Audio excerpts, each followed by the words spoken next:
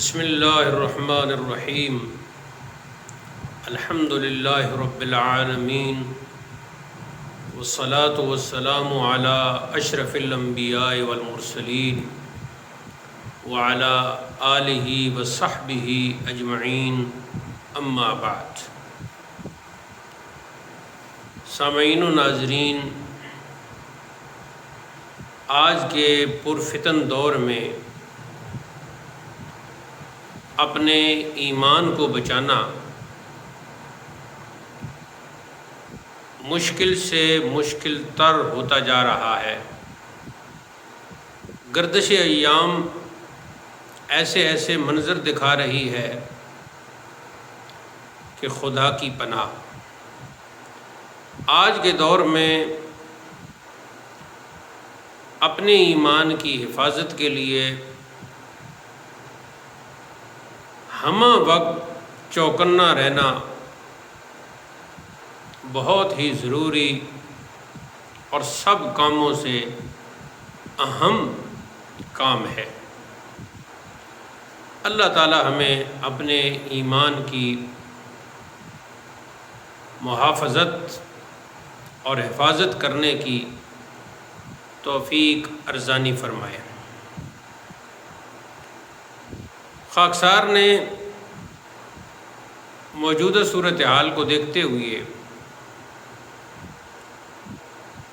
اعلیٰ حضرت فاضل بریلوی قدس سرہ العزیز کی کتاب مستطاب تمہید ایمان کا مطالعہ عوامی زبان میں تمہید ایمان کا درس شروع کرنے کا ارادہ کیا ہے، اور یہ ویڈیوز علل خصوص فیس بک کے احباب کے لیے ہوں گی۔ ویسے تو جو بھی سوشل میڈیا کا پلیٹ فارم ہے وہاں معاشرے کے تمام افراد موجود ہیں، لیکن فیس بک پر میں دیکھتا ہوں کہ بہت سے خطباء، مساجد کے ائمہ، مدارس کے مدرسین، فیس بک پر ان کے اکاؤنٹس ہوتے ہیں اور وہ اپنے خیالات کا اظہار پوسٹ کی شکل میں، پوسٹرز کی شکل میں کرتے رہتے ہیں، اور خاکسار نے یہ دیکھا ہے کہ ان میں سے اکثر خود بھی دینی مسائل سے، احکام سے مکمل طور پر آگاہ نہیں ہوتے، اور پوسٹ کرنے کے شوق میں، کمنٹس کرنے کے شوق میں عجیب و غریب باتیں کرتے ہیں۔ پڑھنے والوں اور سننے والوں کا ایمان متزلزل ہو جاتا ہے، پڑھنے والے اور سننے والے شش و پنج میں مبتلا ہو جاتے ہیں، ماوِ حیرت ہو جاتے ہیں، دریائے تحیر میں ڈوب جاتے ہیں، اور وہ فیصلہ نہیں کر پاتے کہ کس کی بات مانیں، کس کی نہ مانیں۔ چاہیے تو ہمیں یہ تھا کہ اگر کوئی مولوی اپنے آپ کو بہت ہی پڑھا لکھا سمجھتا ہے تو چاہیے تو اس کو یہ تھا کہ اسلاف کی کتابوں کا درس دیتا، قرآن و حدیث کی تسہیل کرتا، دروس کا ایک سلسلہ شروع کر دیتا فیس بک پر۔ لیکن یہاں جو چند کتابیں پڑھے ہوئے ہیں وہ اپنے اس پڑھائی کا اظہار کرتے ہوئے، نمائش کرتے ہوئے دکھائی دیتے ہیں، کچھ ایک دوسرے کی ٹانگیں کھینچتے ہوئے دکھائی دیتے ہیں، کچھ بد عقیدہ، بد مذہب اپنی بد مذہبی اور بد عقیدگی کا دفاع کرتے ہوئے نظر آتے ہیں۔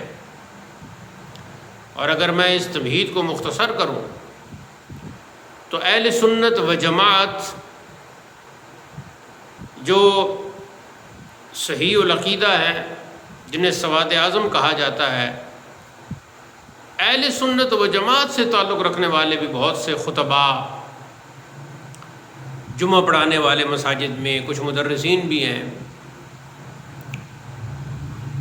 وہ بجائے اس کے کہ کوئی مثبت کام کریں، منفی کاموں میں زیادہ دلچسپی لیتے ہیں، اور کمنٹس کا ایک عجیب و غریب اور پوسٹر کا ایک عجیب و غریب سلسلہ چل پڑتا ہے۔ وہ یہ بھی نہیں سوچتے کہ ان کی ایک ایک تحریر، ان کی ایک ایک بات کی باز پرس ہوگی اور وہ اپنے ایک ایک لفظ کے جواب دہ ہوں گے۔ بعض تو ایسے ہیں کہ شرم نبی، خوف خدا، یہ بھی نہیں وہ بھی نہیں۔ تو اس لیے میں نے ارادہ کیا کہ لوگوں کے دلوں میں جب ایمان کی عظمت گھٹتی جا رہی ہے اور مدار ایمان سید کائنات صلی اللہ علیہ وسلم کی عزت و عظمت اور آپ کی ناموس کی طرف ان کا اس طرح دھیان نہیں ہے، جس کا نتیجہ یہ نکلا کہ وہ بد عقیدہ اور بد مذہبوں سے اتحاد کی باتیں کرتے ہیں۔ یاد رکھیں، بد مذہبوں سے اور بد عقیدوں سے ہمارا اتحاد نہیں ہو سکتا۔ یہ دنیاوی مقاصد کے لیے جو آپ اتحاد چاہتے ہیں، جو نام نہاد مولوی اتحاد کی باتیں کرتے ہیں، یہ اتحاد دنیاوی مقاصد کے لیے ہے۔ دین آپ کو بد مذہبوں کے ساتھ، بد عقیدوں کے ساتھ اتحاد کی دعوت نہیں دیتا۔ ابھی میں اعلیٰ حضرت کا مبارک رسالہ، آپ کی کتاب مستطاب تمہید ایمان کا آغاز کرتا ہوں، اور انشاءاللہ بشرط زندگی اس پوری کتاب کا درس ہوگا، اور ساتھ خاکسار اپنی جتنی بھی استعداد ہوگی اس کے مطابق بعض امور کی وضاحت بھی کرے گا۔ تو شروع کرتے ہیں کتاب مبارک کا متن مبارک۔ بسم اللہ الرحمن الرحیم۔ الحمد للہ رب العالمین، والصلاة والسلام علی سید المرسلین، خاتم النبیین محمد وآلہ واصحابہ اجمعین الی یوم الدین بالتبجیل، وحسبنا اللہ ونعم الوکیل۔ یہ شروع میں عربی خطبہ ہے۔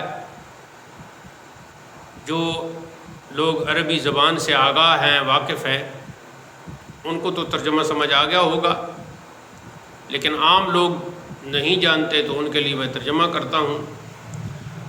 الحمد للہ رب العالمین، ہر قسم کی تعریف ثابت ہے تمام جہانوں کے رب اللہ کے لیے۔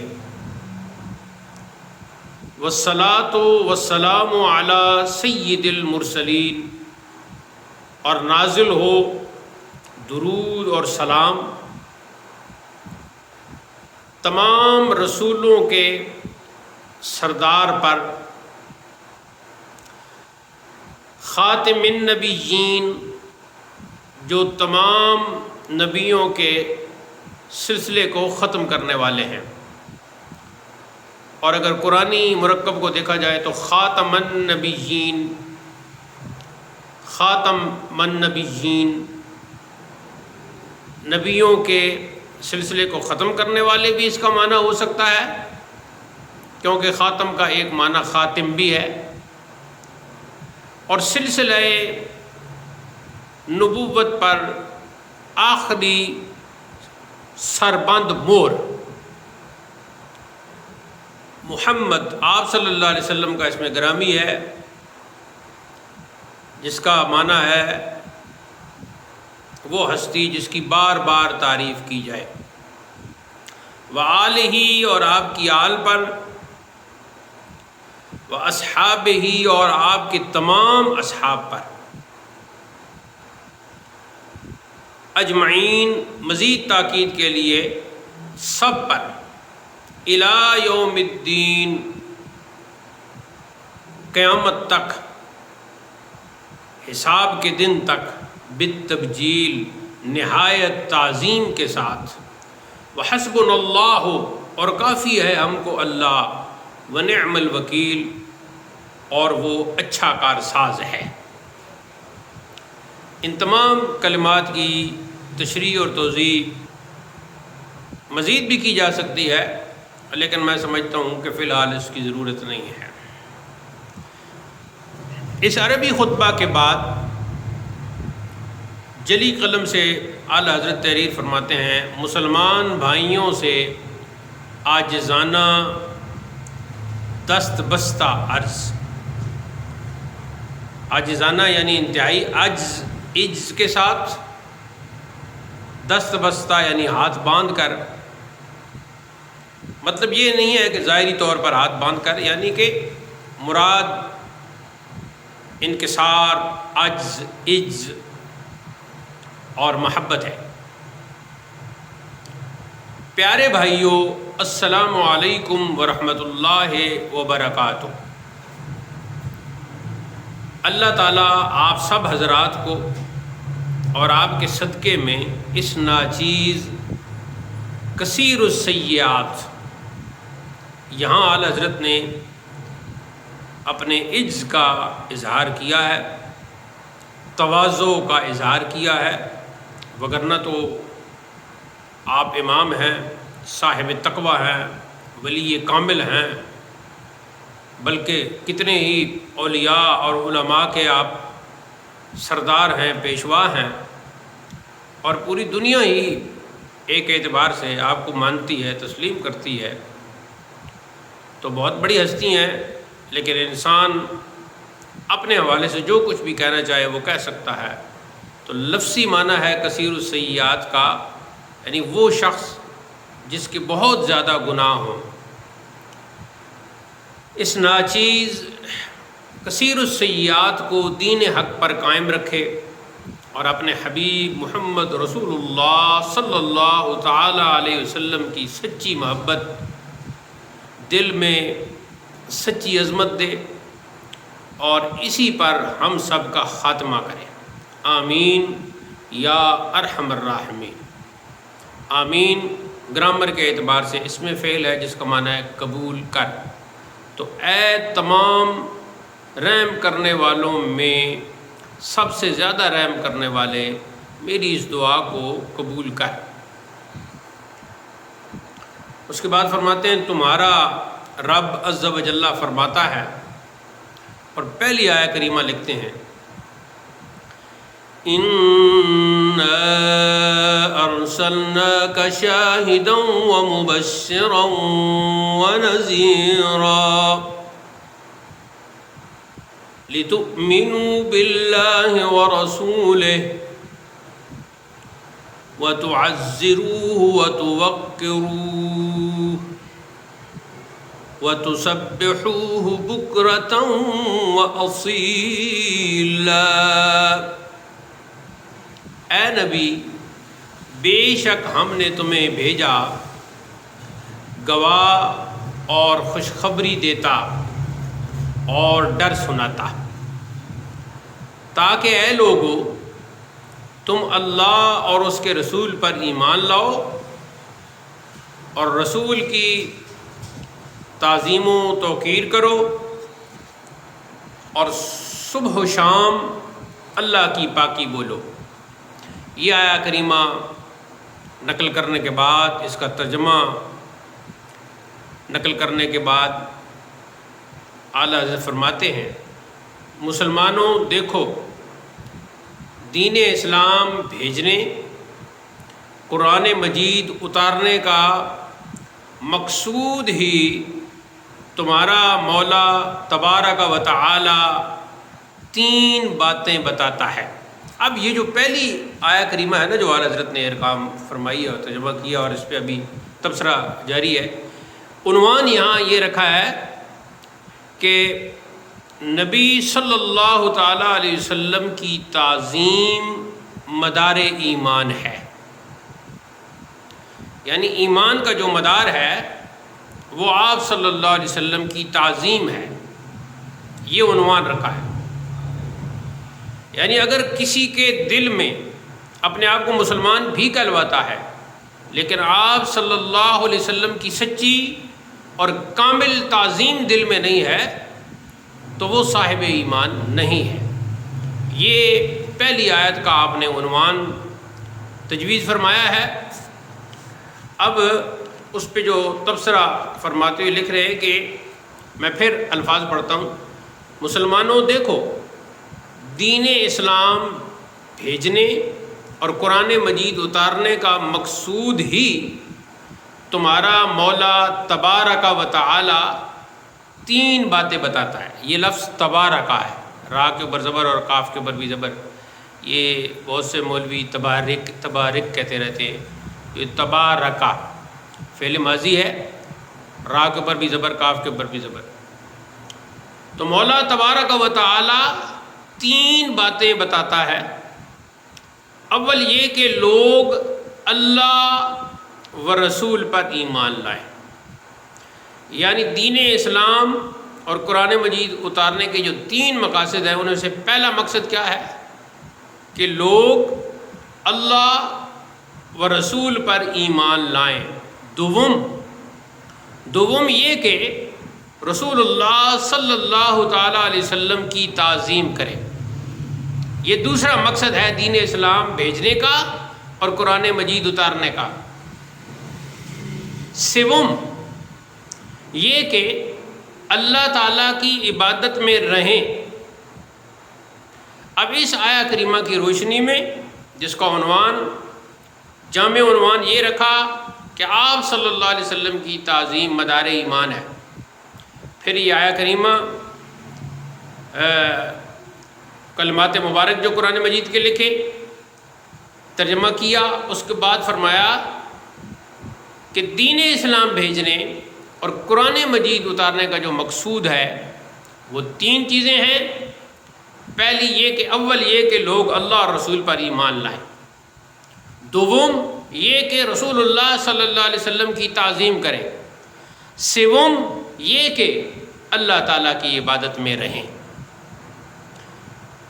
پھر لکھتے ہیں مسلمانوں ان تینوں جلیل باتوں کی جمیل ترتیب تو دیکھو، یعنی یہ جو تین باتیں اللہ تعالیٰ نے ارشاد فرمائی ہے ان کی ترتیب جو ہے وہ جمیل ہے۔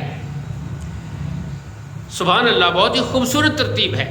ان تینوں جلیل یعنی بڑی، ان تینوں جلیل باتوں کی جمیل ترتیب دیکھو۔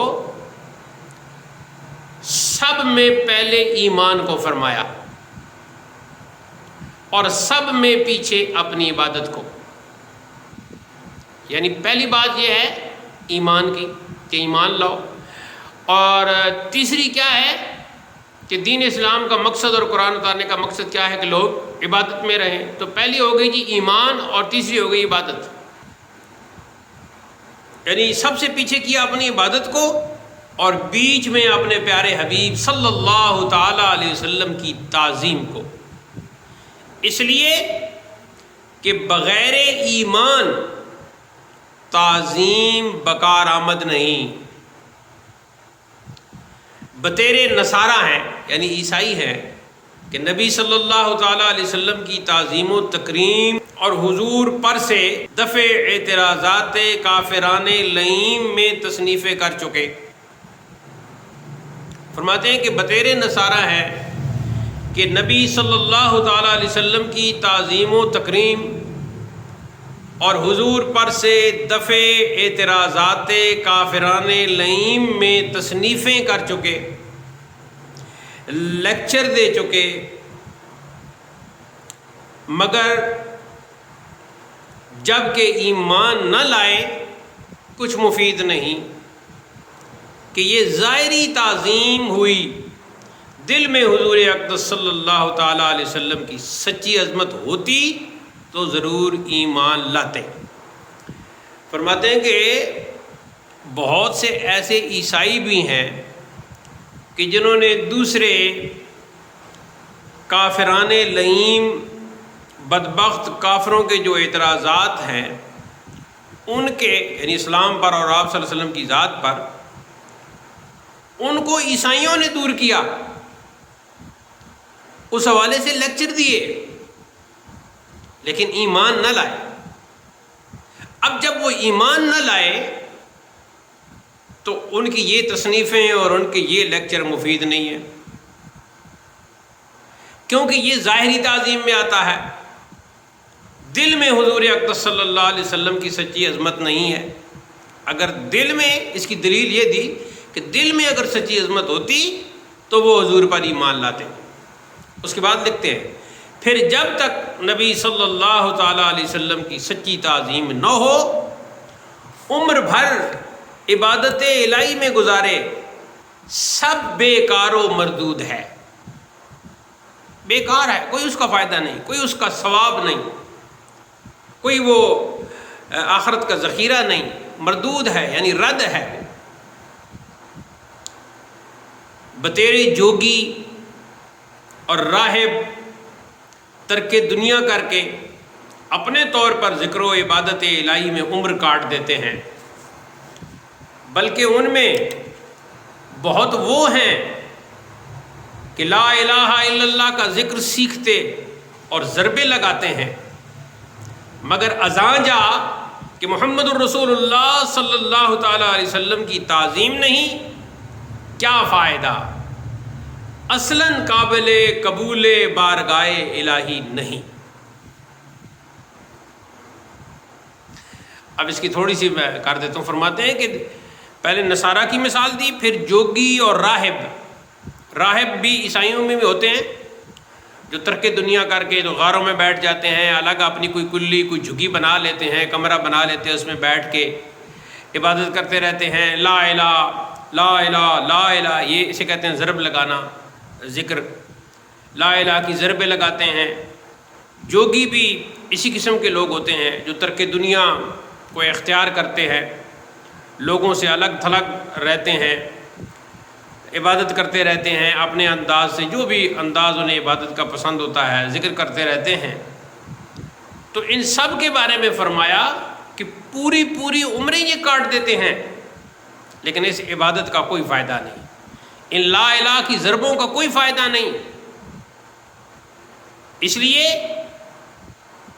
اذان جا، اس لیے کہ جناب رسول کریم صلی اللہ تعالیٰ علیہ وسلم کی تعظیم نہیں، اور تعظیم مدار ایمان ہے، ایمان ہی نہیں۔ جب رسول اللہ کی تعظیم نہیں تو ایمان نہیں، جب ایمان نہیں تو پھر تمام عبادتیں، تمام ریاضتیں، تمام نیک کام جو وہ اپنے طور پر اسے نیک سمجھتے ہیں، عبادت سمجھتے ہیں، وہ سب بیکار ہیں، سب مردود ہیں، سب بے فائدہ ہیں۔ کہتے ہیں کہ جب تعظیم نہیں تو پھر کیا فائدہ، اصلاً قابل قبول بارگاہ الہی نہیں، یعنی اصلاً کا معنی بالکل اللہ کی بارگاہ میں یہ قابل قبول نہیں ہے۔ اس کے بعد اگلی آیت لکھتے ہیں، تو یہ کلام کا سلسلہ بہت طویل ہو جائے گا، اسی پر اختتام ہوتا ہے۔